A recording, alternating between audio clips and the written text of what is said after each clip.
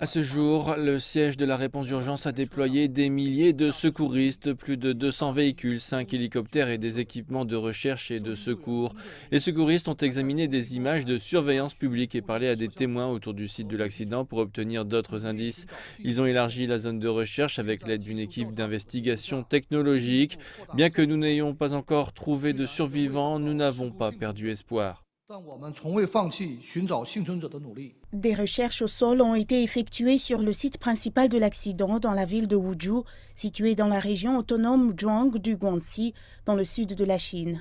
Les secouristes cherchent également dans la zone montagneuse la deuxième boîte noire. 18 échantillons d'empreintes digitales ont été prélevés sur les restes humains et 101 objets appartenant à des passagers ont été retrouvés.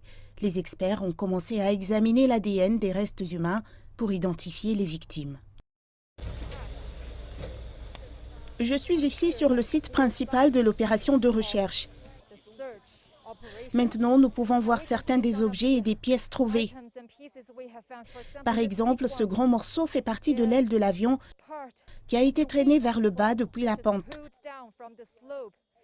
Et là-bas, dans la boue, il y a un pneu d'avion. Et ici, il y a une boîte à l'intérieur. On peut voir que c'est un réservoir d'oxygène. Maintenant, ils mettent les objets dans des boîtes comme celle-ci et les transportent à l'extérieur. Sur la pente, vous pouvez voir un groupe de personnes travailler. Ce sont les forces militaires. Et c'est l'équipe qui a trouvé la première boîte noire en début de semaine. Aujourd'hui, ils sont toujours à la recherche d'éventuels survivants et de la deuxième boîte noire. Ils ont réduit leur zone de recherche car ce matin, vendredi matin, ils ont trouvé des morceaux orange de l'avion. Ils pensent donc qu'il y a une plus grande possibilité ici de trouver la deuxième boîte noire.